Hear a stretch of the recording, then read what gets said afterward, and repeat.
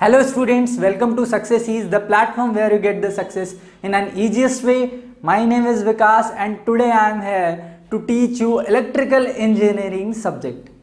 Subject start करने से पहले मैं कुछ इंपॉर्टेंट चीज़ें आपको बताना चाहता हूँ और वो ये इंपॉर्टेंट चीज़ें जो हैं वो आपके एग्जामिनेशन जिसकी भी आप प्रिपरेशन कर रहे हैं उसके लिए बहुत ही हेल्पफुल साबित होगी। देखिए मेरे पास 3 सिंपल स्टेप्स हैं जिसको फॉलो करके आप अपनी प्रिपरेशन का टाइम जो है वो कम कर सकते हैं और कम से कम टाइम में आप कोई एग्जामिनेशन क्रैक कर सकते हैं। इट डजेंट मैटर कि वो उसकी डिफिकल्टी लेवल क्या है। All you need to have a strategy, a planning, a proper time management so that you can qualify that examination in minimum hours. First step is how to study. This is the most important thing while preparing for competitive examination. कैसे पढ़ाई करें? देखिए पढ़ना जो आप colleges और schools में पढ़ रहे थे वो बिल्कुल ही डिफरेंट था। वहाँ पे आप रट के भी पास हो सकते थे, वहाँ पे आप देखकर भी पास हो सकते हैं, चीटिंग करके भी पास हो सकते हैं। कुछ बच्चे चीट्स बना के भी ले जाते हैं, वहाँ से भी पास हो जाते हैं। पास होना is not a very big achievement. Pass होना अगर है आपको तो फिर आप ये जानिए कि वो सिर्फ और सिर्फ कॉलेजेस, ऐसी पढ़ाई सिर्फ और सिर्फ कॉलेजेस के लिए वैलिड थे कि हाँ भाई आप एक दिन में पढ़ाई करो और निकल जाओ। इंजीनियरिंग के बहुत सारे स्टूडेंट्स आखिरी रात में पढ़ते हैं और क्वालिफाइड हैं और अच्छे मार्क्स भी ला रहे हैं। They have done their graduation very well और वो बहुत सारे लोगों को पता ही नहीं है कि हाँ भाई ऐसे भी ग्रेजुएशन की जाती है। पर देखिए मैं इन सब चीज़ों को डिस्कस नहीं करूँगा, मगर अब आप क्या हैं, आप प्रिपरेशन कर रहे हैं किसी कॉम्पिटिटिव एग्जामिनेशन की, चाहे वो जेई लेवल का एग्जामिनेशन हो, चाहे वो एई लेवल का एग्जामिनेशन हो, गेट हो, आईईएस हो। आपको डेडिकेशन, फोकस सब मेंटेन करना पड़ेगा। आपको डिवोट करना पड़ेगा अपने उस टाइम ड्यूरेशन को, उतने टाइम इंटरवल को, तब तक जब तक आपका एग्जाम क्वालिफाई नहीं हो जाता। तो सबसे पहला स्टेप जो है मेरा वो ये है कि हाउ टू स्टडी, पढ़ाई कैसे करें। देखिए आज के टाइम में सोशल वेबसाइट्स इतनी ज़्यादा हैं कि आपको डीमोटिवेट करने के लिए या आपको डिस्ट्रैक्ट करने के लिए काफ़ी हैं। And you cannot have a time table to study, क्योंकि जैसे ही आप टाइम टेबल बनाएंगे कि भाई मेरे को 8 से 9 में पढ़ाई करनी है, उसी टाइम पे किसी का मैसेज आएगा और आप डिस्टर्ब हो जाएंगे और आप वहां पे पढ़ नहीं पाएंगे। तो what I am going to tell you is कि आप एक पर्टिकुलर आवर डिसाइड करें हर दिन का। एक दिन में आपको 5 आवर्स की स्टडी करनी है, whether it's 9 to 6, 9 to 8, 9 to 5, 9 to 3, 9 to 2, मतलब कोई भी ड्यूरेशन आप डिसाइड कर लीजिए।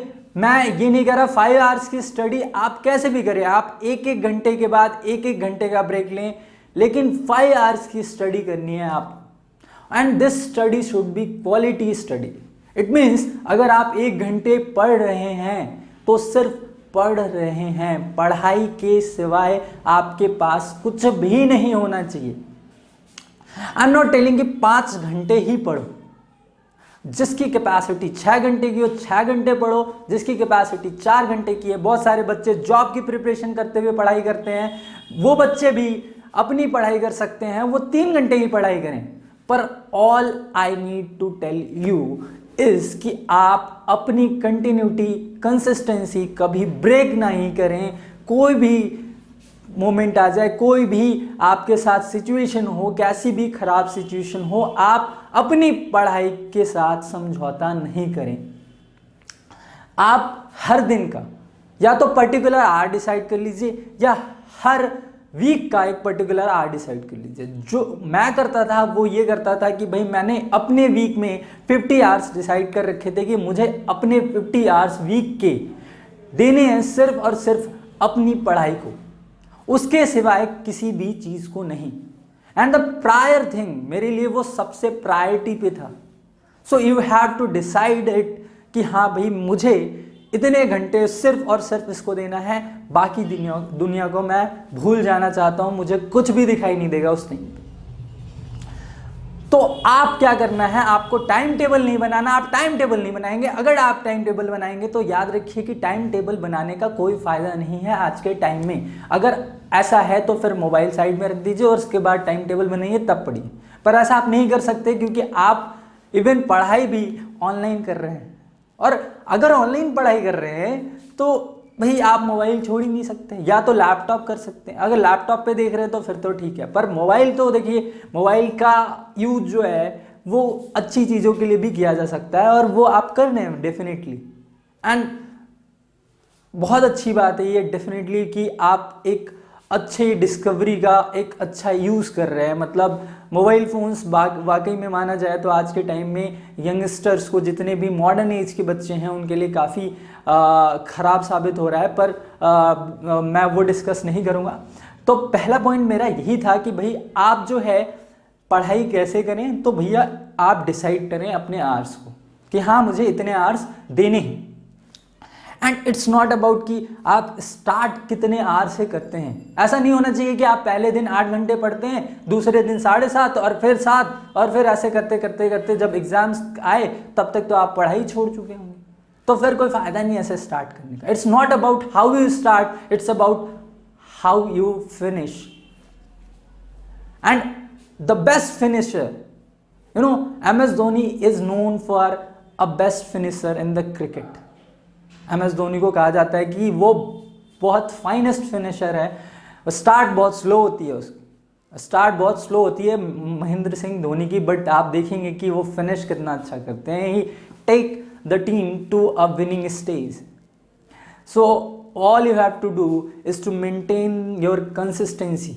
इम्प्रोवाइज एवरी डे, हर दिन इम्प्रोवाइज करो अपने, हर दिन एक एक दिन, जैसे जैसे दिन बीतता जाए वैसे वैसे इम्प्रोवाइज करना है आपको, गिराना नहीं है। आप 1 घंटे से शुरू करें, पर अगले दिन 1.5, उसके बाद 2, फिर 2.5, फिर 3, फिर 3.5, 4, 5, 5.5, 6, और 6 घंटे एक पर्टिकुलर आर के आने के बाद आप उसको फिक्स कर लें कि हाँ भाई मुझे इतनी देर की पढ़ाई जो है रोज़ करनी है।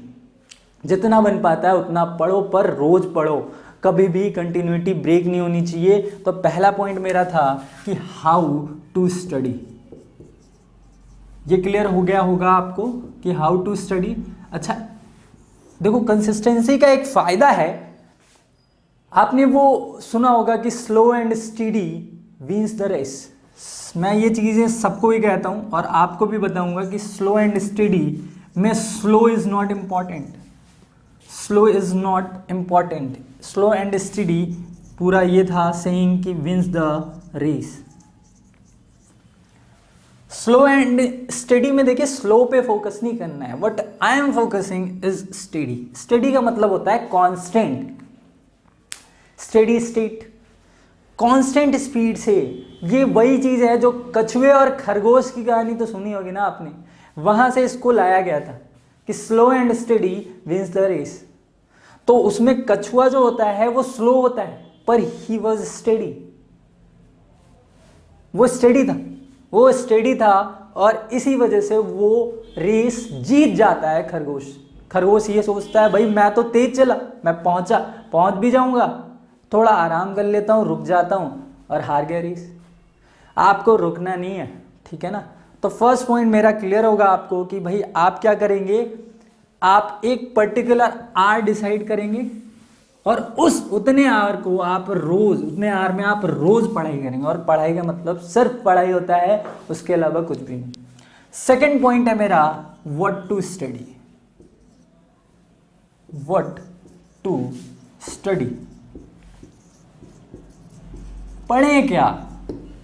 देखो ये दूसरा पॉइंट भी मेरा इंपॉर्टेंट है। अगर फर्स्ट पॉइंट आप फॉलो करते हैं तो आपका 70% प्रिपरेशन जो है ऑलमोस्ट कंप्लीट हो जाएगा, यहीं से कंप्लीट हो। व्हाट टू स्टडी में आप ध्यान रखें, जिस भी एग्जामिनेशन की आप प्रिपरेशन कर रहे हैं, चाहे वो गेट हो, SSC JEE हो, EPPCL हो, EPSSC हो, PSC हो, कोई भी स्टेट लेवल का एग्जामिनेशन हो, आप किसी की भी प्रिपरेशन कर रहे हैं तो याद रखिए कि आपको उसके सिलेबस से होके जाना होगा। सिर्फ सिलेबस ही नहीं, उसके प्रीवियस ईयर क्वेश्चंस को भी ऑब्जर्व करने होंगे आपको, उसको देखना होगा। आपके प्रीवियस 5 इयर्स के क्वेश्चन आप देखिए, 15 ईयर्स या 20 ईयर्स देखने का कोई फायदा नहीं है, क्योंकि हर एग्ज़ाम, हर सिलेक्शन बोर्ड जो है अपने एग्ज़ाम्स को अपडेट करता रहता है 5-5 साल पे।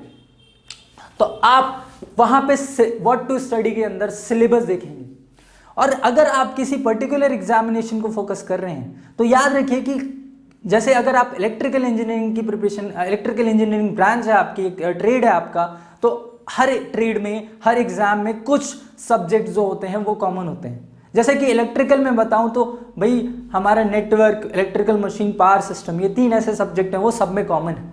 तो इन सब्जेक्ट को आपको बहुत स्ट्रांग रखना है। वो कॉमन सब्जेक्ट्स आप बिल्कुल प्रिपेयर करके रखेंगे, स्टार्ट करेंगे इनसे और इसको प्रिपेयर करके रखेंगे, और यही चीज़ आप मेंटेन करके रखेंगे किसी। और मान लो कि आप किसी एग्जाम की प्रिपरेशन कर रहे हैं और सडनली वो एग्जाम कैंसिल हो जाता है और दूसरा एग्जाम आ जाता है, पर दूसरे एग्जाम के सिलेबस में 2-3 टॉपिक ऐसे हैं जो कॉमन नहीं है। तो अगर 3-4 टॉपिक तो आपके कॉमन थे, तो 2-3 टॉपिक जो आपके कॉमन नहीं है वही तो बच गए पढ़ने के लिए। तो इसका मतलब क्या है कि अब आपको वो 2-3 टॉपिक पढ़ के उस एग्जाम की प्रिपरेशन कर सकते हैं। आपको उस एग्जाम पे रिलाई करने की कोई ज़रूरत नहीं थी। आप आराम से दूसरे एग्जाम पे भरोसा कर सकते, दूसरे एग्जाम दे सकते हैं, क्योंकि आपको 2-3 टॉपिक या 2-3 सब्जेक्ट ही और एक्स्ट्रा पढ़ने, बाकी 4-5 सब्जेक्ट आपने पहले से पढ़े हुए। इसका मतलब ये है कि आप अपने लिए एक बैकअप भी तैयार करेंगे, क्योंकि आज के टाइम में किसी सिलेक्शन बोर्ड पे या किसी भी ऐसे सब्जेक्ट, किसी ऐसे एग्जाम्स पे हम भरोसा नहीं कर सकते कि हाँ भैया मुझे इसी एग्जाम्स को देना है। अगर मैं गेट और IAS एग्जामिनेशन, यूपीएससी के लेवल के एग्जामिनेशन को एक्सक्लूड कर दूं तो आप बाकी सारे एग्जाम्स पे नहीं कर सकते भरोसा। तो आपको क्या करना है कि आपको सिलेबस तो देखना ही देखना है, साथ साथ ये भी देखना है कि कौन सा पार्ट है जो बहुत सारे एग्जाम्स में कॉमन है, उनको बहुत अच्छे 100% आपकी प्रिपरेशन उन सब्जेक्ट्स के लिए होनी चाहिए। ठीक है, तो व्हाट टू स्टडी में आप सिलेबस जाएंगे, वो सिलेबस मैं यहाँ पे डिस्कस करूंगा आपको जिस भी एग्जामिनेशन के लिए प्रिपरेशन करानी है। और मैं 3 सब्जेक्ट पहले ही स्टार्ट करूंगा। सबसे पहले आज तो स्टार्ट करूंगा बेसिक इलेक्ट्रिकल, उसके बाद हम आएंगे इलेक्ट्रिकल मशीन पे, एंड देन पावर सिस्टम। ये 3 सब्जेक्ट मैं इसीलिए कराऊंगा क्योंकि ये 3 सब्जेक्ट जो हैं वो बहुत इंपॉर्टेंट हैं इलेक्ट्रिकल इंजीनियरिंग वाले बच्चों के लिए। ठीक है, सेकेंड पॉइंट हो गया आपका what to study, and the third point is the most common point जो हर बच्चे के साथ होता है, हर प्रिपरेशन करने वाले स्टूडेंट के साथ होता है, और वो पॉइंट है कि भाई जो हमने पढ़ा है उसको याद कैसे रखें। क्योंकि देखो जब पहला सब्जेक्ट तुम पढ़ते हो तो तुम्हारे पास कंटेंट बहुत कम होता है, और कंटेंट कम होता है तो आपको याद रहता है। पर जैसे जैसे आप नेक्स्ट सब्जेक्ट पे जाते हैं, फिर नेक्स्ट सब्जेक्ट पे जाते हैं, आपके पास टोटल 12 सब्जेक्ट्स हैं, और जब 12वीं सब्जेक्ट पे आप पहुंचते हैं तो आपको लगता है कि जो मैंने पहला पढ़ा था वो तो मुझे याद ही नहीं है, दूसरा पढ़ा था वो याद ही नहीं है, तीसरा पढ़ा था वो याद ही नहीं है, सब्जेक्ट के नाम भी भूल गए आप। तो इसको कैसे याद रखना है? देखिए इसका एक बहुत ही सिंपल सा तरीका है। पहली बात तो जब आप पढ़ें तो सेम डे जो भी चीज़ें आप पढ़ते हैं उसको सेम डे रिवाइज करें। जैसे मैंने आज यहाँ पे अगर एक लेक्चर दिया तो उस लेक्चर को आप सेम डे रिवीजन करें। रिवीजन करने का एक तरीका है, उस तरीके को मैं आपको बताना चाहूँगा कि रिवीजन करने का सिंपल सा तरीका क्या है कि जैसे आप सपोज कि आप स्टेप्स चढ़ते हैं, फर्स्ट स्टेप चढ़ा, आप सीढ़ियाँ चढ़ते हैं, first, second, third, fourth, fifth. तो रिवीजन जब कैसे, रिवीजन जैसे मैं पढ़ाता गया, आपको फर्स्ट पॉइंट पढ़ा है, सेकंड टॉपिक पढ़ा है, थर्ड, फोर्थ, फिफ्थ, तो रिवीजन आप कैसे करेंगे? अगर मैंने फिफ्थ लास्ट टॉपिक पढ़ा है ना तो आप फिफ्थ पढ़ेंगे लास्ट सबसे पहले। अब रिवीजन में क्या करना है, पहले फिफ्थ पढ़ना है, फिर fourth, third, second and first. इसका मतलब काउंट डाउन करना है आपको, और ये सब कुछ आपको अपने माइंड में करना है कि हाँ मैंने अभी सर ने 1 घंटे में ये चीज़ें पढ़ा दी, और आप पॉज करके भी देखेंगे कि हाँ भाई ये चीज़ें जो हैं ये मुझे समझ नहीं आया था, या यहाँ पे मुझे याद नहीं आ रहा। जैसे ही आपको लगे याद नहीं आ रहा, तुरंत आप अपने नोट्स पलटें और देखें कि हाँ भैया ये चीज़ मैं मिस कर गया। ठीक है, तो ये, और उसके बाद देखो ये तो सेम डे का हो गया। इन बिटवीन जब आप दूसरे सब्जेक्ट्स पढ़ रहे होंगे, आप तीसरे, चौथे, 5वें पे जाएंगे, तो पहले को कैसे रिवाइज करना है? आपको एक क्वेश्चन बुक्स, सबके पास बुक होगी यार, बहुत सारी बुक्स आती हैं मार्केट में, कोई भी एक क्वेश्चन सेट का बुक खरीद ले आओ जो चैप्टर वाइज हो। आप उन चैप्टर वाइज बुक्स को क्या करना है, सेक्शन में डिवाइड करना है कि ये चैप्टर है, इसके फर्स्ट 15 या फर्स्ट 30 क्वेश्चन मैं इस डेट को करूँगा, उसके बाद सेकंड 30 क्वेश्चन मैं इस डेट को करूंगा और इस तरीके से आप बीच बीच में क्वेश्चंस करते रहेंगे। इससे क्या होगा, आपको रिवीजन, आप जब क्वेश्चन करेंगे ना आपको कहीं ना कहीं डिफिकल्टी आएगी, जब डिफिकल्टी आएगी आप पलटेंगे, वो डिफिकल्टी उसी टाइम पे सॉल्व हो जाएगी, आपको लगने लग जाएगा कि नहीं इससे मैं थोड़ा सा फैमिलियर हो रहा हूँ। ये चीज़ें आप करेंगे, आप उस सब्जेक्ट से फैमिलियर हो जाएंगे, फिर आप उसको भूल नहीं सकते। इसका मतलब आपको रटना नहीं है, आपको रिवीजन करने के लिए कोई रटने की ज़रूरत नहीं, आपको सिर्फ और सिर्फ कुछ ये जो मैंने चीज़ें बताई है वो करनी है, ठीक है। तो ये 3 स्टेप्स हो गए, इन 3 स्टेप्स को फॉलो करके थर्ड जो मेरा था वो थर्ड था कि how to retain what you have studied, आपने जो पढ़ा उसको रिटेन करके कैसे रखें, उसको याद करके कैसे रखें, ठीक है ना। तो ये मैंने आपको बता दिया कि 3 स्टेप्स अपने पॉइंट में लिख लें, अपने नोट्स में लिख लें, और आप सबसे पहले पेज पे इन 3 पॉइंट्स को लिखेंगे। उसके बाद अब हम अपना सब्जेक्ट स्टार्ट करेंगे। तो आइए विदाउट वेस्टिंग द टाइम हम स्टार्ट करते हैं अपना बेसिक इलेक्ट्रिकल सब्जेक्ट और देखते हैं कि क्या क्या पढ़ना है इसमें। देखिए, नेटवर्क थ्योरम्स खुद में ही एक ऐसा इंपॉर्टेंट सब्जेक्ट है या ऐसा चैप्टर है, इसको मैंने सब्जेक्ट के अंदर बेसिक इलेक्ट्रिकल के अंदर एक टॉपिक बना के रख दिया है, पर ये खुद में एक सब्जेक्ट है। तो नेटवर्क थ्योरम जो है इससे काफ़ी क्वेश्चंस आते हैं बहुत सारे कॉम्पिटिटिव एग्जामिनेशन, प्लस इसका यूज़ इलेक्ट्रॉनिक्स में भी है, इसका यूज़ मशीन्स में भी है, इसका यूज़ पावर सिस्टम में भी है। इसके बाद हम पढ़ेंगे एसी फंडामेंटल्स। एसी फंडामेंटल्स बहुत इंपॉर्टेंट है पावर सिस्टम समझने के लिए, एसी फंडामेंटल्स इंपॉर्टेंट है मशीन समझने के लिए, एसी फंडामेंटल्स इंपॉर्टेंट है AC network theorem, AC circuit समझने के लिए। तो एसी फंडामेंटल्स जो है बहुत हेल्पफुल और बहुत इंपॉर्टेंट चैप्टर है इसके अंदर। उसके बाद हम पढ़ेंगे मैग्नेटाइजेशन। देखिए, अगर आपके पास मैग्नेटाइजेशन का कॉन्सेप्ट है तो आपका इलेक्ट्रिकल मशीन बहुत स्ट्रांग होगा। इलेक्ट्रिकल मशीन में सभी जो मशीन्स हैं वो सब के सब मैग्नेटिक फील्ड या मैग्नेटाइजेशन पे बेस्ड है। तो इसका मतलब है कि अगर हमारा मैग्नेटाइजेशन का कॉन्सेप्ट स्ट्रांग होता है तो हमारे मशीन स्ट्रांग हो जाएगा, और मशीन बहुत ही इंपॉर्टेंट सब्जेक्ट है इलेक्ट्रिकल वालों के लिए। इसके बाद हम पढ़ेंगे इलेक्ट्रोस्टैटिक्स। इससे भी थोड़ा बहुत क्वेश्चन जो है कॉम्पिटिटिव एग्जामिनेशन में आता है कभी कभार, इसको भी हम कुछ कुछ डिस्कस करेंगे। ये चारों चैप्टर्स को बहुत अच्छे से हम पढ़ेंगे। चलिए तो स्टार्ट करते हैं हम नेटवर्क थ्योरम से।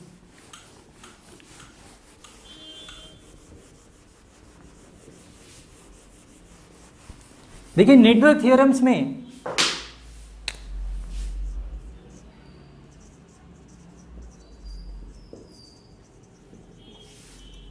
दो चीजें पढ़नी है आपको।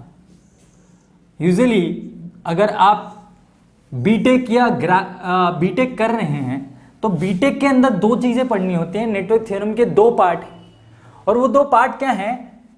पहला तो नेटवर्क थ्योरम के अंदर है कि नेटवर्क एनालिसिस पढ़ना है आपको। उसके बाद है हमारा नेटवर्क सिंथेसिस। थोड़ा सा डिफरेंस है इन दोनों में।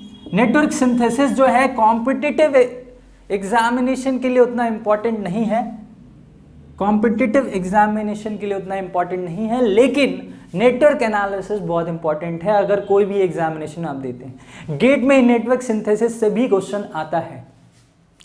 अगर नेटवर्क एनालिसिस की बात करें तो देखो, नेटवर्क एनालिसिस का मतलब है कि हम नेटवर्क को एनालाइज करेंगे।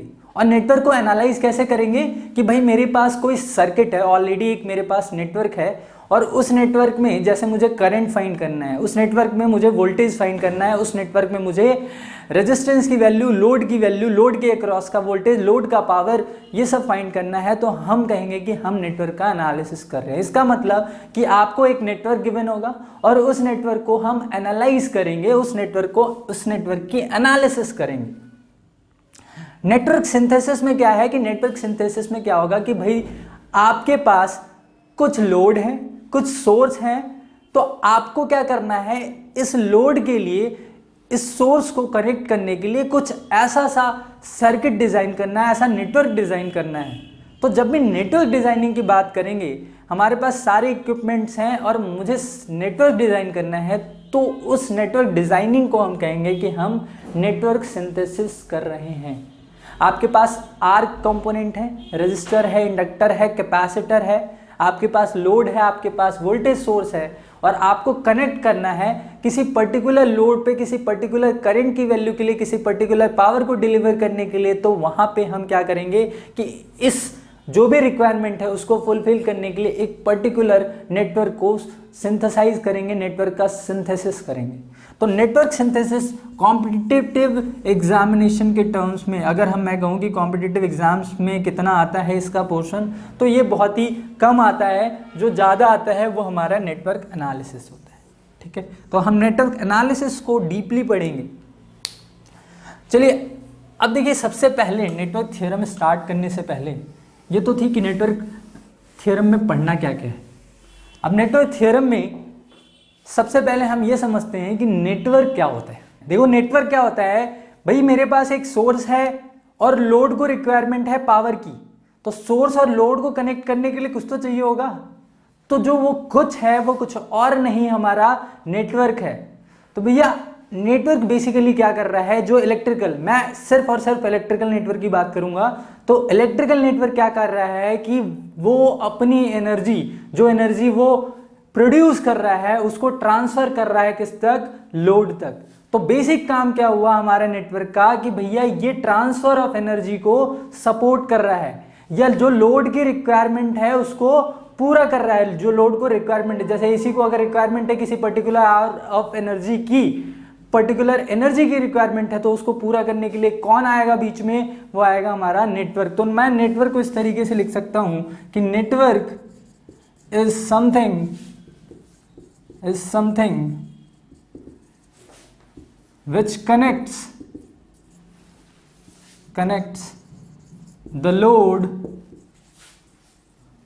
from the source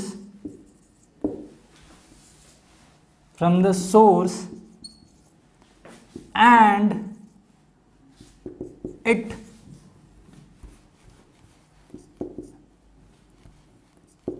helps in transferring the energy as required by the load। ठीक है, इसका मतलब मेरे पास एक सोर्स है, मैं किसी इस नेटवर्क का, इस कंडक्टर का जिससे भी मैंने कनेक्ट किया है उसका मैंने एक रेजिस्टेंस दिखा दिया है, और ये हमारा लोड है। तो भैया यहाँ से जो भी पावर ट्रांसफ़र होगा, या जो करंट जैसे यहाँ से जा रहा है, जो करंट आपको दिखेगा, जो ट्रांसफ़र होगा वो with the help of this electrical network होगा। इसका मतलब जो सोर्स प्रोड्यूस कर रहा है एनर्जी वो कहाँ तक जाएगी, लोड तक, with the help of electrical network. तो इलेक्ट्रिकल नेटवर्क हमारा बेसिकली क्या हुआ कि भैया हम अपने लोड की जो रिक्वायरमेंट है उसको फुलफिल करने के लिए जो सोर्स है जो प्रोड्यूस कर रहा है वहाँ से लेकर लोड तक पहुँचाने के लिए जो कनेक्शन यूज़ कर रहे हैं वही हमारा इलेक्ट्रिकल नेटवर्क है। अब इसके ऊपर हम थियरम्स पढ़ेंगे, थियरम्स तो बाद में पढ़ेंगे, इससे पहले हम कुछ बेसिक टॉपिक्स पढ़ेंगे, जैसे कि चार्ज क्या होता है, करंट क्या होता है, ईएमएफ क्या होता है, वोल्टेज क्या होता है, पोटेंशियल डिफरेंस क्या होता है, एनर्जी क्या होती है, पावर क्या होता है। उसके बाद कुछ लॉज हैं जैसे कि ओम्स लॉ क्या होता है, केसीएल के अंदर दो लॉज हैं, करंट लॉ और वोल्टेज लॉ, वो पढ़ेंगे। फिर कुछ एनालिसिस हमारे पास, मेश एनालिसिस, नोडल एनालिसिस। उसके बाद हम आएंगे थ्योरम्स पे। थ्योरम्स में हमें सबसे पहले पढ़ना होगा सुपरपोजिशन, फिर हम पढ़ेंगे थेवेनिन्स, फिर पढ़ेंगे नॉर्टन्स, फिर हम पढ़ेंगे मैक्सिमम पावर ट्रांसफर थ्योरम, उसके बाद हम पढ़ेंगे रेसिप्रोसिटी, टेलीगेंस, जितने भी थ्योरम्स हैं वो सब हम पढ़ेंगे। ठीक है, तो अब इसके बाद हम पढ़ते हैं चार्ज क्या है। इसको आप बना लेंगे, लिख लेंगे, एग्जाम में इससे क्वेश्चन तो नहीं आएगा मगर एटलीस्ट आपको ये पता होना चाहिए कि हाँ नेटवर्क थ्योरम्स हम पढ़ क्यों रहे। अब देखिए नेटवर्क थ्योरम्स में सबसे जो पहला टॉपिक है वो यहाँ से स्टार्ट हो रहा है कि चार्ज क्या होता है। देखो चार्ज को मैं कैपिटल क्यू से डिनोट करता हूँ, आप भी कर सकते हैं, स्मॉल क्यू से भी डिनोट कर सकते हैं, कोई ऐसा ज़रूरी नहीं है कि कैपिटल क्यू से डिनोट किया जाए। तो चार्ज होता क्या है, देखिए हमारे पास अलग अलग बहुत सारे सब्सटेंस हैं इस अर्थ पे प्रेजेंट, इस यूनिवर्स में present.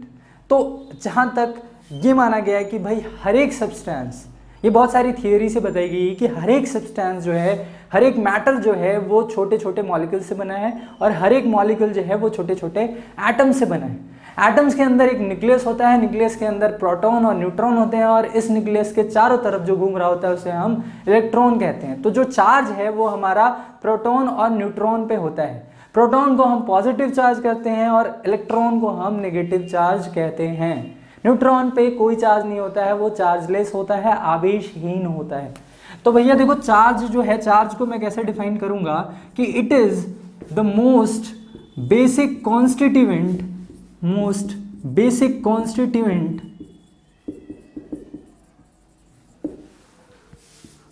which any matter or substance consists of। अब देखो जो हमारा चार्ज है, चार्ज के अंदर देखो बेसिकली हमें इलेक्ट्रॉन्स के बारे में जानना है, क्योंकि भैया इलेक्ट्रॉन्स ही है जो किसी पर्टिकुलर मैटर का या सब्सटेंस का इलेक्ट्रिकल प्रॉपर्टी डिसाइड करता है। फिजिकल प्रॉपर्टी जो है वो पूरे ओवरऑल मॉलिक्यूल्स के स्ट्रक्चर पे, इन सारी चीज़ों पे डिफाइन की जाती है। पर हमें सिर्फ मतलब है, बीइंग एन इलेक्ट्रिकल इंजीनियर, हमें सिर्फ और सिर्फ इलेक्ट्रॉन से मतलब होना चाहिए, क्योंकि आगे जो भी पढ़ेंगे वो इलेक्ट्रॉन्स के अकॉर्डिंग पढ़ेंगे कि इलेक्ट्रॉन्स का मोशन हो रहा है तो करंट है, भाई इलेक्ट्रॉन्स पे जो फोर्स लगा रहा है वो क्या है, ईएमएफ है।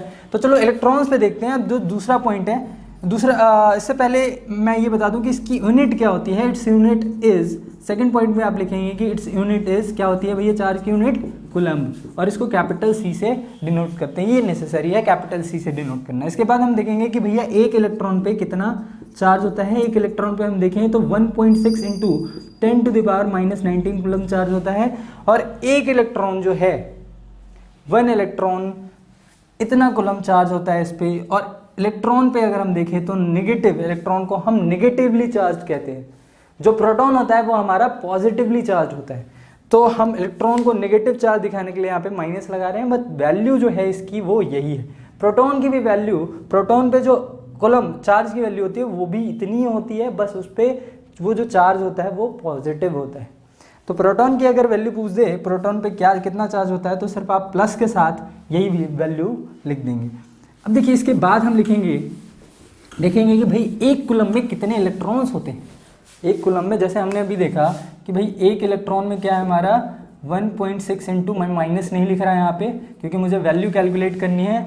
तो एक कूलम्ब में अगर हम देखें तो भाई यहाँ से मैं इसको लिख सकता हूँ 1.6 into 10⁻⁻19 into 1 coulomb. 1 electron is equal to this. अब देखो यहाँ से हम इसको लिख सकते हैं ना भाई, मैंने इसको अलग कर लिया है, 1 से मल्टीप्लाई कर दिया और कूलम्ब साथ में लिख दिया। अब ये जो है इसको हम नीचे यहाँ पे ले आएंगे, तो यहाँ से हम देख सकते हैं 1 कूलम्ब इज इक्वल टू हो जाएगा 1 electron divided by 1.6 into 10⁻⁻19 coulomb. उसके बाद देखो 1 कूलम्ब की जो अप्रॉक्सीमेट वैल्यू आई है वो आई है 6.25। अप्रॉक्सीमेट नहीं कहो, इसको इक्वल टू ही कर देते हैं हम, 6.25 इंटू 10⁻18 इलेक्ट्रॉन्स। ये वैल्यू कैलकुलेट होके आई है हमारी एक कूलम्ब चार्ज की। तो देखो एक कूलम्ब चार्ज जो है हमारा वो क्या है भाई 6.25 इंटू 10⁻18 इलेक्ट्रॉन्स। इसका मतलब इसको देखो ये बहुत छोटा सा अमाउंट है, अगर हम इसको देखेंगे तो 10⁻18 इलेक्ट्रॉन्स है। 10⁻18 इलेक्ट्रॉन्स, इसका मतलब 1 पे 18 जीरो। इसका मतलब ये है कि जो हमारा एक कूलम्ब चार्ज है वो छोटा चार्ज नहीं है, वो बहुत बड़ा चार्ज है, उसके अंदर बहुत सारे इलेक्ट्रॉन्स होते हैं। ठीक है, चलिए अब हम देखेंगे इसके बाद हमें देखिए ये कुछ पॉइंट्स हैं जो आप पहले नोट कर लेंगे अपने नोट्स में।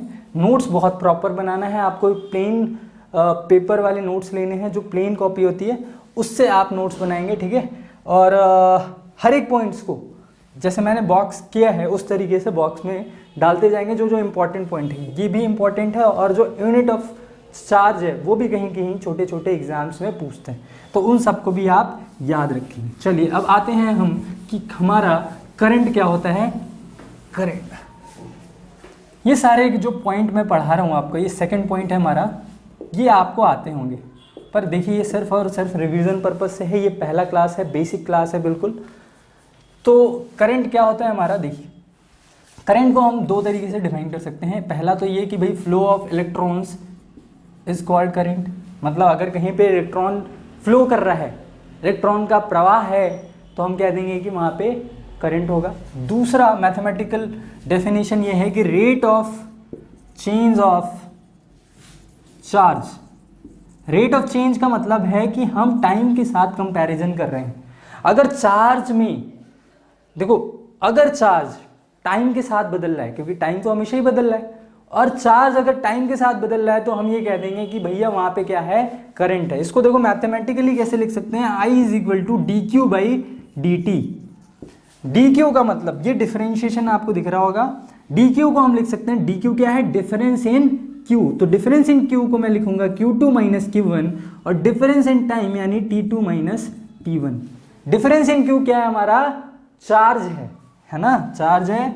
तो भाई चार्ज को, अब डिफरेंस इन क्यू, किसी का डिफरेंस क्या होगा, चार्ज का डिफरेंस क्या होगा, चार्ज होगा, तो इसको मैं क्यू लिख सकता हूं, और टाइम का डिफरेंस क्या होगा, टी होगा। ठीक है, चलिए, तो यहां से मेरे पास मिल गया मेरे को क्या, I is equal to Q by T. यहां से एक फॉर्मूला मुझे मिला है I का। अब देखो इसके अकॉर्डिंग अगर हम इसका यूनिट देखना चाहें इस फॉर्मूले के अकॉर्डिंग, तो हमें पता है कि कूलम की यूनिट क्या होती है, सॉरी चार्ज की यूनिट क्या होती है, कूलम, और टाइम की यूनिट क्या होती है, सेकंड। इसकी यूनिट क्या होती है, कूलम, और इसकी यूनिट होती है हमारी टाइम की सेकंड। तो इसका एक यूनिट मिल गया मुझे जिसको हमने कहा है कूलम पर सेकंड, और इसी को कहा गया है, नाम दिया गया है एम्पियर, जिसको हम कहते हैं कि करंट का जो ऐसा यूनिट है वो एम्पियर है। पर उसका एक और यूनिट है कूलम पर सेकंड। अगर एग्जाम में कभी आता है कि which of the following is the unit of current, तो वहां पे एम्पियर ऑप्शन में नहीं होगा। अगर इतना इजी क्वेश्चन पूछ रहा है तो आपको कहीं ना कहीं ऑप्शन में ये मिल जाएगा और आप इस पर टिक करेंगे। वहां पे बहुत सारे ऑप्शन होंगे, metre per coulomb, coulomb per second, metre per second square, और कूलम पर जूल, ऐसे करके ऑप्शन मिल जाएगा। आपको एक ऑप्शन ये मिल जाएगा कि ये कूलम पर सेकंड है, तो आप इस पर टिक करके लेंगे, क्योंकि एम्पियर सबको ही पता होता है ना।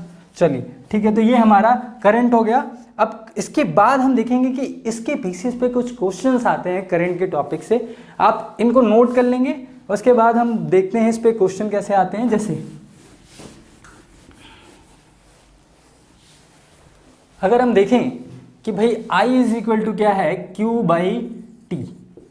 तो देखो I is equal to Q by T है, तो हम ये क्या कर सकते हैं भाई, यहाँ पे हम क्या करेंगे, इसको Q को अगर लिखना हो मुझे, तो Q को लिख सकते हैं I इंटू टी।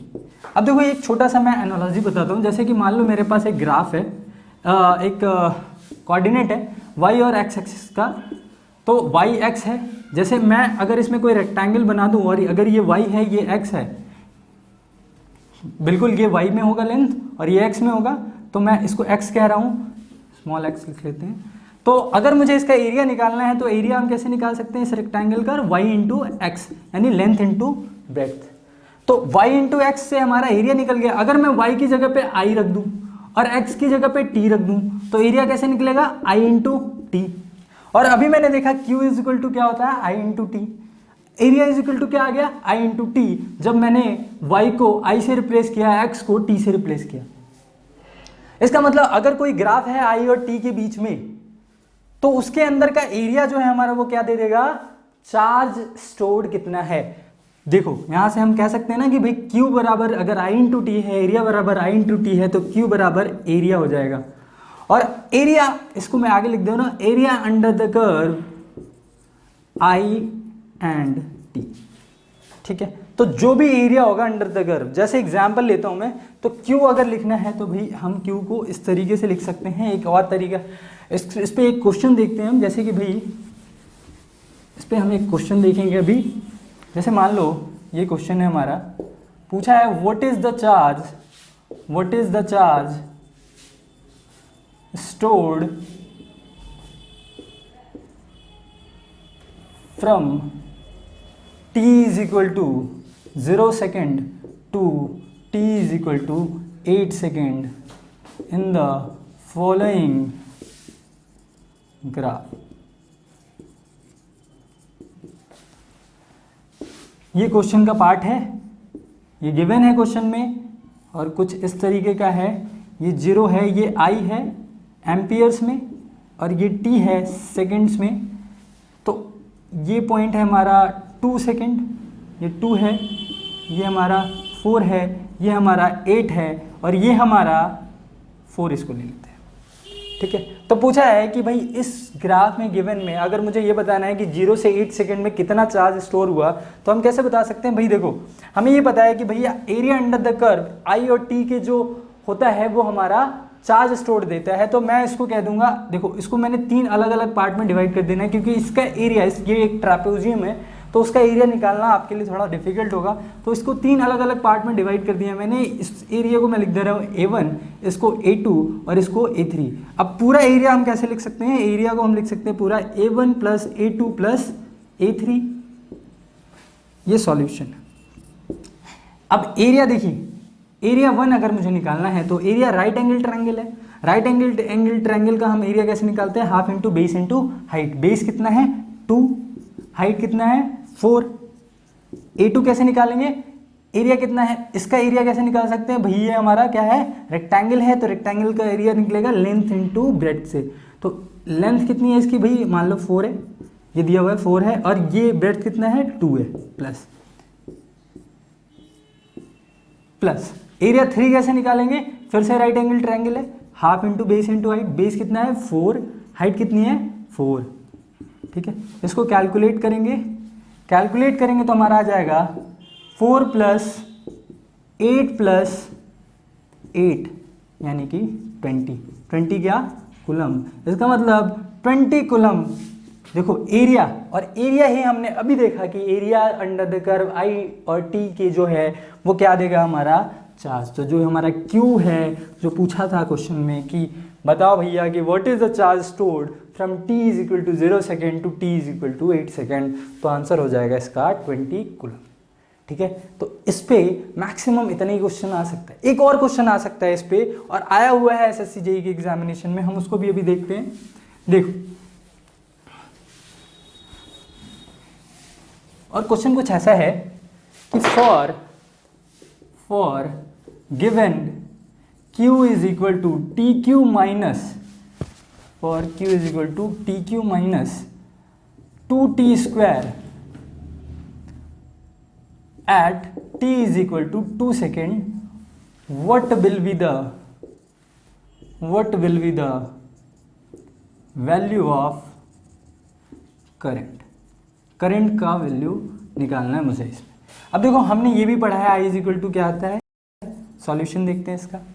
आप ट्राई कर सकते हैं इसको पॉज करके, वीडियो को पॉज कर लें और ट्राई करें, तब तक मैं बताता हूँ आपको। देखिए I इज इक्वल टू अभी हमने पढ़ा है क्या होता है? dq/dt। अब dq/dt जो है, हमने ये पता है dq बहुत, देखो डिप्लोमा लेवल के स्टूडेंट्स को थोड़ा डिफरेंशिएशन में प्रॉब्लम होता है, क्योंकि उनके सिलेबस में जो 12 पढ़ के नहीं आए हैं उनको डिफरेंशिएशन नहीं पता। 10th के बाद जिन्होंने डिप्लोमा किया है उनको थोड़ा सा डिफिकल्टी होता है, पर कोई नहीं। देखो डिफरेंशिएशन बहुत ही ईजी है, ईजी फर्स्ट लेवल का डिफरेंशिएशन आपको पढ़ना ही चाहिए, और डिप्लोमा में फर्स्ट ईयर में भी डिफरेंशिएशन पढ़ाया जाता है, पर आप उतने ध्यान से नहीं पढ़ते। पर कोई नहीं, यहाँ पे देखिए ईजी है। मैं Q की वैल्यू को पुट कर रहा हूँ। Q की वैल्यू क्या है हमारा? TQ minus 2t square. ठीक है, dt को एज इट इज लिख रहे हैं। अब इसका डिफरेंशिएशन हम करेंगे, डिफरेंशिएशन करेंगे तो क्या आएगा हमारा? ये आ जाएगा 3t स्क्वायर माइनस 4t। ठीक है, तो I क्या आ गया हमारा? I आ गया हमारा 3t स्क्वायर माइनस 4t। पूछा कौन से टाइम पे है? Time t is equal to 2 second पे। मैं इसको अच्छे से लिख दे रहा हूँ, 2 सेकेंड पे। तो time t is equal to 2 second, t की वैल्यू 2 सेकेंड पुट कर दीजिए, क्या आ जाएगा? 3 इंटू 2 का स्क्वायर माइनस 4 इंटू 2। यहाँ से क्या आ जाएगा? देखिए 4 इंटू 3 12 माइनस 8 4, यानी 4 एम्पियर ऑफ करंट होगा। बहुत इजी क्वेश्चन था, कर लिया होगा बहुत लोगों ने सॉल्व। चलिए अब इसके बाद हम स्टार्ट करते हैं नेक्स्ट टॉपिक है हमारा इम्पॉर्टेंट टॉपिक है। बहुत सारे लोग इसमें कंफ्यूज होते रहते हैं। चलिए मैं आज आपके कंफ्यूजन जो है वो दूर करने की कोशिश करूँगा। सबसे पहले मैं लिख रहा हूँ टॉपिक है क्या? थर्ड टॉपिक है हमारा EMF। देखिए EMF और वोल्टेज ऑलमोस्ट सेम चीज़ है, जो थोड़ा सा डिफरेंस है वो हमारा पोटेंशियल डिफरेंस में है। ठीक है, जो बच्चों को नहीं समझ में आता। बहुत सारे लोग कंफ्यूज रहते हैं इस चीज़ से कि भाई वोल्टेज पोटेंशियल डिफरेंस में क्या, ईएमएफ वोल्टेज और पोटेंशियल डिफरेंस में क्या कहाँ अंतर क्या है, क्या बहुत माइनर सा डिफरेंस है, पर हम उसको देखते हैं। ठीक है, देखिए ईएमएफ बेसिकली होता क्या है। ईएमएफ होता है electromotive force. As the name suggest, it is a force, and what it is doing, it is moving an electron। देखिए मैंने ये कहा कि फ्लो ऑफ इलेक्ट्रॉन्स जो है वो हमारा क्या होता है, करंट। पर फ्लो क्या अपने आप ही हो जाएगा? हाँ, अपने आप होता है, पर वो रैंडम डायरेक्शन में होता है किसी भी कंडक्टर में। तो अगर मुझे किसी पर्टिकुलर डायरेक्शन में किसी इलेक्ट्रॉन्स को भेजना है, फोर्स करना है, तो हमें वहाँ पे डेफिनेटली कोई एक पर्टिकुलर फोर्स रिक्वायर्ड होगी। और वो फोर्स कौन लगाएगा भाई? तो वो लगाएगा हमारा ईएमएफ। ईएमएफ क्या करेगा? बेसिकली एक फोर्स लगाएगा और उसको पर्टिकुलर इलेक्ट्रॉन को एक पर्टिकुलर डायरेक्शन में मोशन देगा। इसीलिए इसका नाम है electro for electrons, motive for motion, and it is a force, and therefore it is called as electromotive force. The force required to move an electron from one place to another place is called as EMF. तो हम इसको note down करेंगे, इसका definition, the force required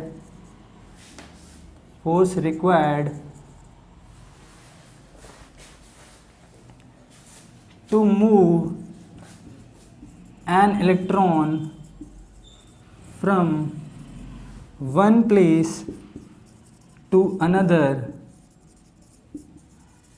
is called as EMF, electromotive force। अब देखिए voltage और EMF almost same है। Almost क्या, मैं इसको सेम कहता हूँ, इसमें कोई डिफरेंस नहीं है। हाँ, पोटेंशियल डिफरेंस की अगर बात करेंगे तो वो वहाँ पे थोड़ा सा इन दोनों चीज़ों में अंतर आता है। हम देखते हैं क्या अंतर आता है, इसको नोट कर लिया आपने। चलिए अब देखिए, जैसे मान लीजिए ये मेरे पास एक ईएमएफ सोर्स है, मैं कह रहा हूँ ये एक ईएमएफ सोर्स है, और ये ईएमएफ सोर्स मैं कह रहा हूँ 5 वोल्ट का है। मेरे पास एक लोड है, ठीक है। मैं ये कह रहा हूँ कि भैया ये हमारे पास कोई लोड है, मुझे नहीं पता कितने ओम का लोड है, क्या है, इसकी वैल्यू क्या है, पर देखो ईएमएफ और पोटेंशियल डिफरेंस बताने के लिए ये इंपॉर्टेंट है। अब देखो हमें ये पता है कि हम कोई सा भी सोर्स उठा के लाएं। मान लो कि देखो आप किसी शॉप में जाएंगे, इलेक्ट्रिकल शॉप में, आप कहेंगे भाई मुझे 5 वोल्ट का बैटरी दे दो। आप 5 वोल्ट का बैटरी खरीद के लेके आए और 5 वोल्ट का बैटरी आपने लगा दिया लोड के अक्रॉस। फिर आपने ये देखा कि भाई 5 वोल्ट का लाया था, मगर मैं यहाँ पे देखूँ तो यार इसने धोखेबाजी की है। क्यों?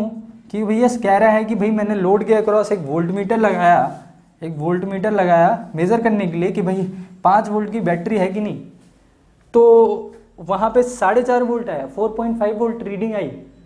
इसका मतलब क्या वोल्ट मीटर खराब है? वो कहेगा नहीं भैया मेरी चीज़ें मैं खरीद के लाया हूँ, कैसे खराब हो सकती? वोल्ट मीटर सही है, तुमने बैटरी गलत दी। देखिए मेरे अकॉर्डिंग ना तो वोल्ट मीटर खराब है और ना बैटरी खराब है, क्योंकि आप जो बैटरी खरीद के लाए हैं वो क्या है, हमारा प्रैक्टिकल सोर्स है। आइडियल कुछ भी नहीं होता, आइडियल यहाँ पे कुछ भी प्रेजेंट नहीं है।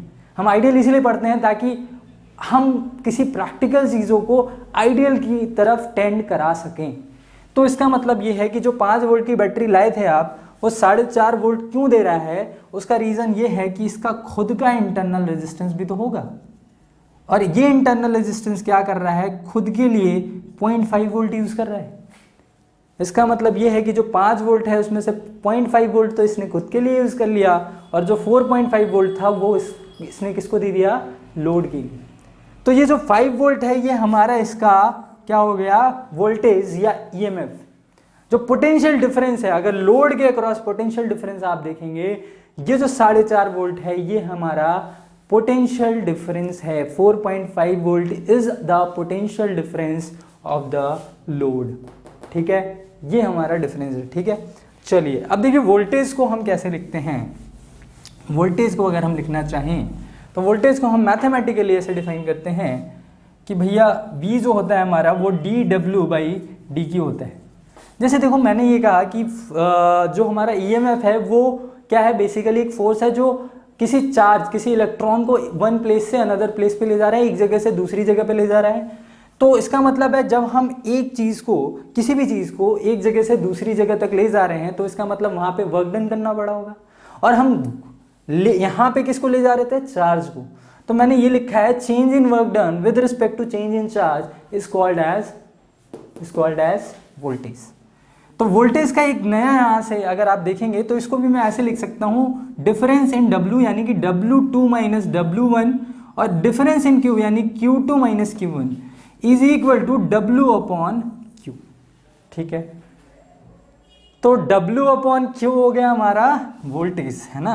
तो वोल्टेज यहाँ से आ गया हमारा W अपॉन Q, और W अपॉन Q देखो वर्क, W जो है यहाँ पे वर्क डन है, वर्क डन की आपको यूनिट पता होगी, ये होती है जूल, और कुलम्ब किसकी यूनिट है, चार्ज की। तो हम ये लिख लेंगे कि भाई इसका एक नया यूनिट मिला है मुझे, नया नहीं है वैसे पुराना ही है, आपको पता नहीं होता, जूल पर कुलम्ब, और इसी को हमने कहा है वोल्ट्स। वोल्ट सबको पता होगा पर जूल पर कुलम्ब नहीं पता होगा। मैं फिर से कहूँगा कि एग्जाम में कभी कभी पूछा गया, एक जगह पूछा गया, मैंने देखा है एग्जाम में कि भाई एग्जाम में पूछा गया है कि बताओ which of the following is the unit of voltage, और वहाँ पे वोल्ट्स ऑप्शन में नहीं था, क्योंकि बहुत सारे बच्चों को वोल्ट्स पता है, सबको ही वोल्ट पता है, जिसको जो इलेक्ट्रिकल के नहीं है उनको भी पता है कि वोल्टेज की यूनिट वोल्ट्स होती है, पर ये तो सिर्फ और सिर्फ इलेक्ट्रिकल वालों को पता होनी चाहिए ना।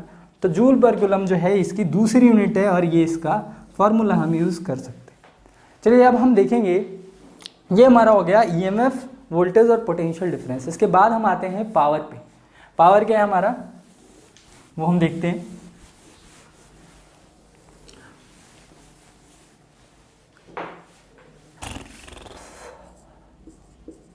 पावर जो है हमारा वो है P, पावर है हमारा P। पावर क्या होता है भाई, पावर क्या होता है, शक्ति, शक्ति है ना।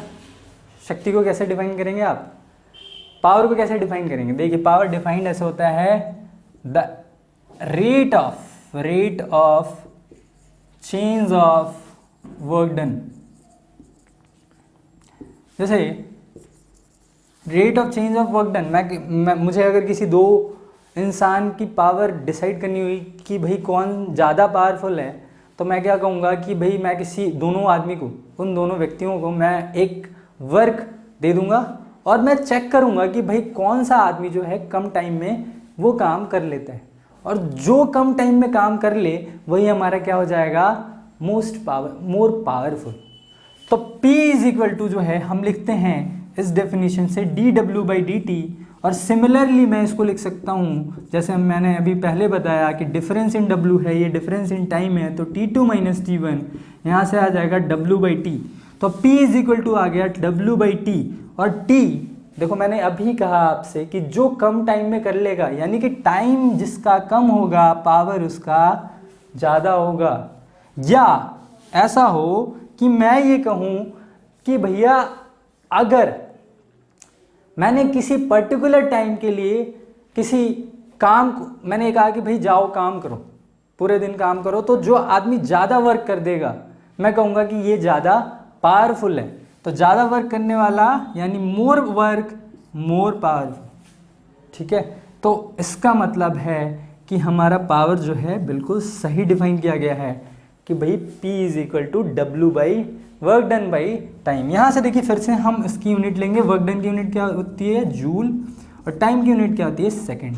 तो इसकी एक और यूनिट मिली है जूल पर सेकेंड, और फिर से इसको कहा गया है वॉट, इसको क्या कहा गया है वॉट, ठीक है। वॉट सबको पता होगा, आप लेके आते होंगे घर से, मतलब अगर घर के लिए लेके आते होंगे कभी बल्ब वगैरह, कोई बल्ब यूजुअली बल्ब ही लाते हैं आप, और उसको ही कहते हैं कि भाई मेरे को 100 वाट का, 15 वाट का, 20 वाट का, 10 वाट का बल्ब लेना है। तो हम उसका पावर, जब हम वॉट कह रहे हैं तो इसका मतलब क्या कि हम उसकी पावर को पूछ रहे हैं, उसकी पावर के अकॉर्डिंग हम उसको मांग रहे हैं, ठीक है। वॉट यूनिट होती है, दूसरी यूनिट हमारी जूल पर सेकेंड होती है, ये भी किसी को नहीं पता होता, ये आप याद रखेंगे, ठीक है। ये हमारा पावर हो गया। पर पावर से देखिए अभी पावर का ये एक्चुअल फार्मूला नहीं है जो हम अपने इलेक्ट्रिकल सब्जेक्ट में यूज़ करेंगे। पावर का जो ओरिजिनल फार्मूला है उसको हम डिराइव करते हैं यहीं से, ठीक है। इसको मैं लिख रहा हूँ। चलिए अब हमें ये पता है कि पावर होता है dW/dt। इसको हम कैसे लिख सकते हैं, power is equal to dW/dt। इसका मतलब ये है dW इज इक्वल टू क्या हो जाएगा, इसको मैं लिख सकता हूँ dW/dt इंटू dQ/dQ। लिख सकता हूँ क्या, सॉरी dq बाई dq लिख सकते हैं ना, मैंने 1 से मल्टीप्लाई कर दिया, dq और dq कैंसिल हो जाएंगे, तो dq बाई dq 1 से मल्टीप्लाई किया बेसिकली। अब मैं dt को इधर और dq को इधर भेज रहा हूँ, dw by dq into dq by dt, ठीक है। तो देखिए dw बाई dq क्या हो गया यहाँ से, अगर हम देखेंगे तो dw बाई dq हो गया हमारा वर्क डन बाई q। यहाँ से अभी हमने देखा कि dw बाई dq क्या होता है, वोल्टेज, पीछे पेज जहाँ पे भी नोट किया आपने वोल्टेज, वहाँ पे देखिए मैंने मैथमेटिकली डिफाइन किया है कि वोल्टेज जो होता है वो dw बाई dq होता है। तो dw बाई dq हो गया हमारा वोल्टेज और dq बाई dt हमारा करंट, करंट को मैंने dq बाई dt से डिफाइन किया। तो यहाँ से पावर क्या आ गया हमारा, पावर आ गया वोल्टेज इंटू करंट, और यही फॉर्मूला है जो हम यूज़ करते हैं अपने इलेक्ट्रिकल इंजीनियरिंग के सब्जेक्ट्स में। जो भी आगे हम पढ़ेंगे वहाँ पे power is equal to v into I पढ़ेंगे। ये डीसी सोर्स के लिए, एसी सोर्स के लिए हम पावर फैक्टर को भी कंसिडर करेंगे, वो हम आगे पढ़ेंगे अब, ठीक है। चलिए ये हमारा पावर हो गया। इसके बाद हम आएंगे ओम्स लॉ पे। ओम्स लॉ, देखिए ओम्स लॉ बहुत फेमस लॉ है और सबको ही पता है, तो देखिए ज़्यादा इसमें भी मैं डिस्कस नहीं करूँगा, पर कुछ इंपॉर्टेंट पॉइंट्स हैं जो मैं डिस्कस करना चाहता हूँ आपसे। वो इंपॉर्टेंट पॉइंट क्या है, देखिए ओम्स लॉ जो है हमारा, ओम्स लॉ कहता क्या है भाई, Ohm's law basically, Ohm's law state ये करता है कि भाई वोल्टेज जो है वो डायरेक्टली प्रोपोर्शनल होगा current flowing through the element. पर मेरे अकॉर्डिंग देखो, अगर वोल्टेज है तभी करंट होगा, तो इसका मतलब डिपेंडेंट कौन होना चाहिए, करंट, किस पे, वोल्टेज पे। तो हम जो है स्टेटमेंट इस तरीके से लिखेंगे कि current is directly proportional to the voltage applied across the element, ठीक है, voltage applied across the element. पर ओम्स लॉ को वैलिड होने के लिए सबसे पहला लाइन जो लिखा होता है वो ये है कि at constant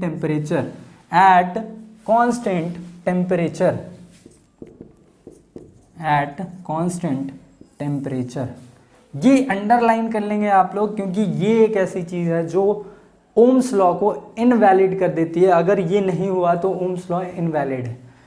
at constant temperature current is directly proportional to the voltage applied across the element,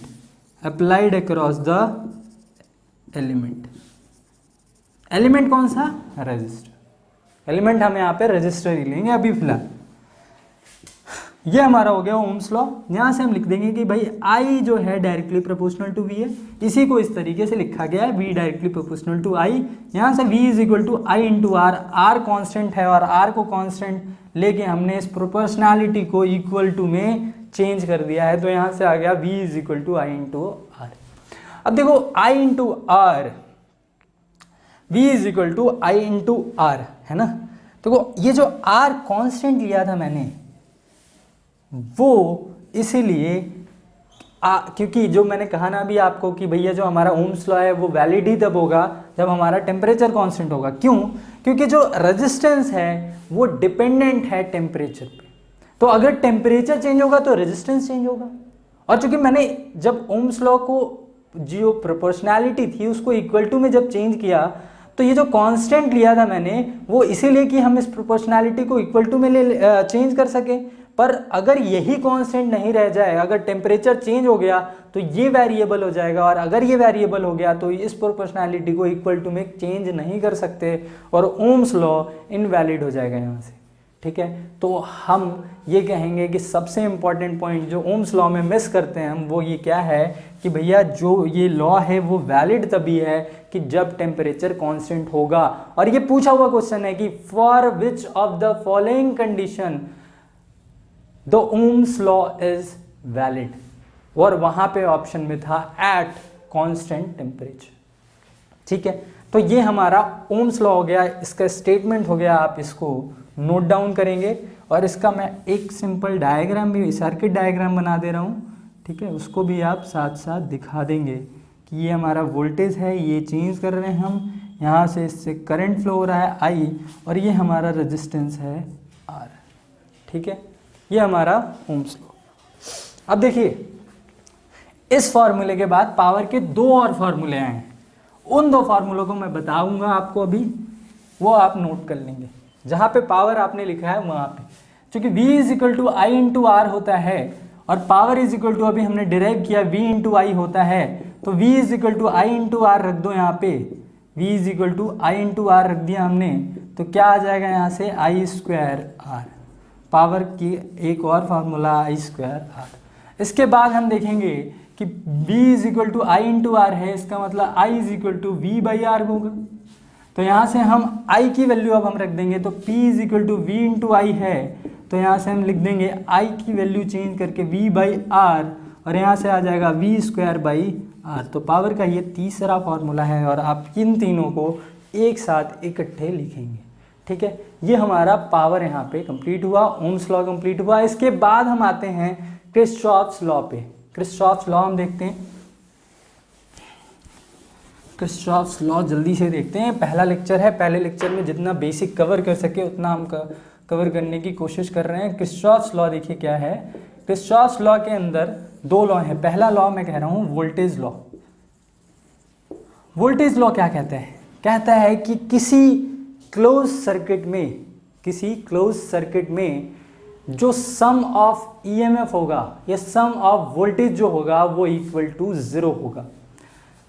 तो देखो वोल्टेज लॉ कहता है द एल्जेब्रिक सम है भाई, ये हमारा वेक्टर सम नहीं है, ये algebraic sum of voltage in a loop is equal to 0। ये हमारा कहते हैं। देखो ये हमारा सर्किट है, ये हमारा फर्स्ट सर्किट है। देखो इसमें हम क्या कर रहे हैं, दो रजिस्टर मैंने ऐड कर दिए। अब देखो ये हमारा वोल्टेज है, सपोज कि ये रेजिस्टेंस R1 है, ये R2 है, इस पर वोल्टेज V1 ड्रॉप हो रहा है और इस पर वोल्टेज V2 ड्रॉप हो रहा है। देखो बहुत सारे बच्चों को ये नहीं पता होता कि भैया हमने इस पर पोटेंशियल प्लस ऊपर क्यों और माइनस नीचे क्यों लिखा। मैं करंट की डायरेक्शन पहले बता दूं कि करंट की डायरेक्शन ये है। अब देखो करंट, देखो सबसे पहले क्या करना है, जब भी हम वोल्टेज ये किरचॉफ्स लॉ लिखेंगे, वोल्टेज लॉ लिखेंगे, तो उसमें हम साइन कंसिडरेशन करेंगे। साइन कंसिडरेशन में हमें क्या करना है, देखो जो मैं करता हूँ और जो IEEE भी करते हैं, जो वो ये है कि भाई जो करंट है, देखो ये नेगेटिव टर्मिनल है, नेगेटिव पोटेंशियल है, ये पॉजिटिव।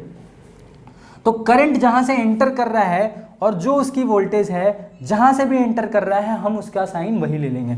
तो अगर मुझे इसका वोल्टेज लिखना हुआ, इसका वोल्टेज खुद V है और ये एंटर कहाँ से कर रहा है, नेगेटिव से, तो -V। ठीक है, अब देखो ये करंट क्या जा रहा है, करंट ऐसे जा रहा है। तो करंट अगर ऐसे जा रहा है तो देखो हम ये कह सकते हैं कि भैया यहाँ पे प्लस कैसे लगाया मैंने।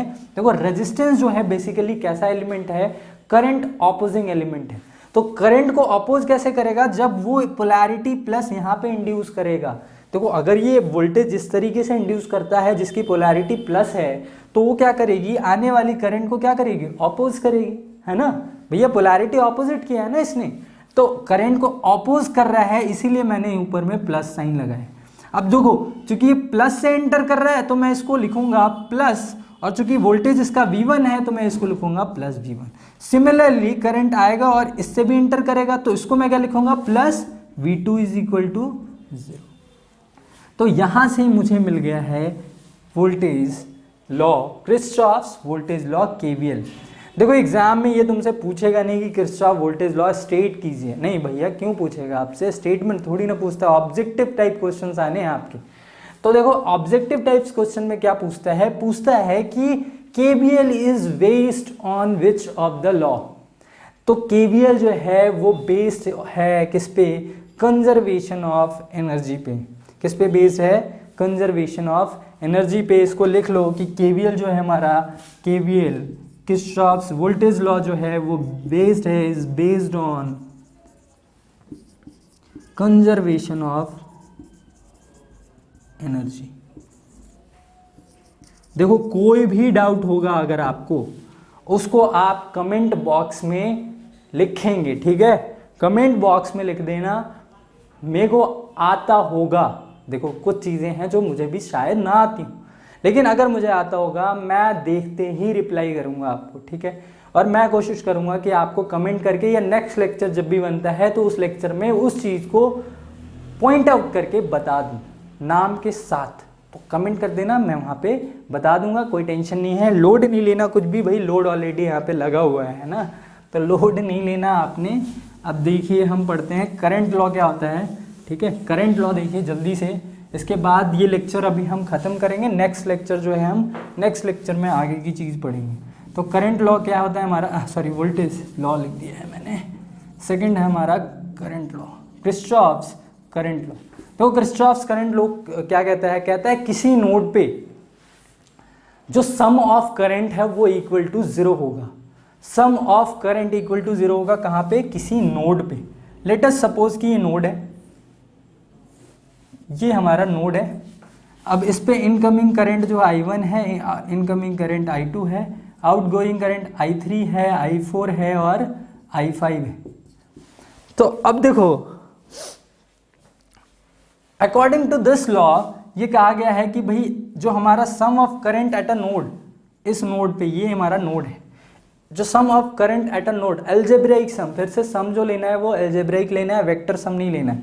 तो algebraic sum of current at a node is equal to 0। इसका मतलब देखिए अगर मैं इसको लिखूंगा, पर इसमें भी साइन कंसिडरेशन करना है कि भैया ये नोड है, इस नोड पे बैठ के देखो तो ये दो करंट आते हुए दिखेंगे और बाकी सारे करंट जाते हुए। तो इनकमिंग करंट को मुझे पॉजिटिव लेना है, इनकमिंग करंट को पॉजिटिव लेना है, ठीक है। और आउटगोइंग करंट को हम नेगेटिव लेंगे, ठीक है। तो आउटगोइंग करंट हम नेगेटिव ले रहे हैं। यहाँ से लिखेंगे हम सम कैसे लिखेंगे भाई, इनकमिंग करंट को मैंने लिखा I1 प्लस I2 प्लस, देखिए आउटगोइंग करंट क्या है I3 I4 I5, माइनस में लेना है, minus I3 plus minus I4 plus minus I5 is equal to 0। और यहाँ से हम लिख सकते हैं कि I1 plus I2 is equal to क्या होगा, I3 plus I4 plus I5। देखो इसको दूसरे तरीके से भी स्टेटमेंट दी जाती है कि भाई किसी नोड पे जो सम ऑफ इनकमिंग करंट है वो बराबर होगा सम ऑफ आउटगोइंग करंट के, और वो हम देख सकते हैं, है ना। देखो I1 प्लस I2 क्या है, सम of incoming current, I3 I4 I5 का सम क्या है, आउटगोइंग करंट। तो सम ऑफ इनकमिंग करंट बराबर है सम ऑफ आउटगोइंग करंट के। अब देखो एग्जाम में तुमसे स्टेटमेंट भी नहीं पूछेगा, पूछेगा क्या कि भाई KCL किस पे बेस्ड है, जो क्रिस्चॉफ्स करंट लॉ है वो किस पे बेस्ड है। तो क्रिस्चॉफ्स करंट लॉ है जो वो कंजर्वेशन ऑफ चार्ज पे बेस्ड है, कंजर्वेशन ऑफ चार्ज पे बेस्ड है। तो लिख लो इस पॉइंट को कि KCL is based on conservation of charge, ठीक है। चलिए इस पॉइंट को लिख लीजिएगा, ये एग्जाम के पॉइंट ऑफ व्यू से बहुत इंपॉर्टेंट है। चलिए तो फिर आज का लेक्चर जो है यहीं तक हम रहने देते हैं। नेक्स्ट लेक्चर में हम इससे आगे पढ़ेंगे और वो बहुत इंपॉर्टेंट, ये भी इंपॉर्टेंट है और आगे आने वाले लेक्चर्स और भी ज़्यादा इंपॉर्टेंट होंगे। तो ठीक है फिर चलिए आप पढ़ते रहिए, खूब मेहनत कीजिए। देखिए मेहनत जो है, जो हार्डवर्क है उसका कोई सब्स्टिट्यूट नहीं होता, और हार्डवर्क का हमेशा रिजल्ट मिलता है यार। मतलब आप अगर हार्डवर्क करते हैं, मेहनत करते हैं, तो ये याद रखिए कि उसका फल ज़रूर मिलता है, उसी दिन नहीं, कल नहीं, परसों नहीं, लेकिन एक दिन ज़रूर मिलेगा। तो आप इस चीज़ को ध्यान में रखिए कि मेहनत से कभी पीछे नहीं हटना है, हमेशा मेहनत करनी है और अपने माँ बाप का नाम रोशन करना है, देश का नाम रोशन करना है, ठीक है। तो चलिए अब नेक्स्ट लेक्चर में मिलते हैं। Thank you very much. और कोई भी आपको प्रॉब्लम हो, कोई भी चीज़ें आपको समझ नहीं आ रही हो, आप कमेंट बॉक्स में लिख दीजिएगा, मैं उसका रिप्लाई करूँगा। और यार लाइक और शेयर भी कर देना, क्योंकि इससे हमारा थोड़ा बहुत तो प्रमोशन हो जाएगा, ताकि हम ज़्यादा से ज़्यादा बच्चों तक पहुँच सकें। मेन मोटिव ये है कि भाई जो बच्चे नहीं पढ़ पा रहे हैं, जिनके पास फीस नहीं है उतनी, या जो बच्चे किसी जॉब की वजह से या किसी अदर रीजन से नहीं पढ़ पाते कोचिंग्स में जाके, ऑफलाइन जाके, वो एटलीस्ट यहाँ पे इस प्लेटफॉर्म पे पढ़ सकें। तो thank you very much, next class में मिलते हैं। Thank you.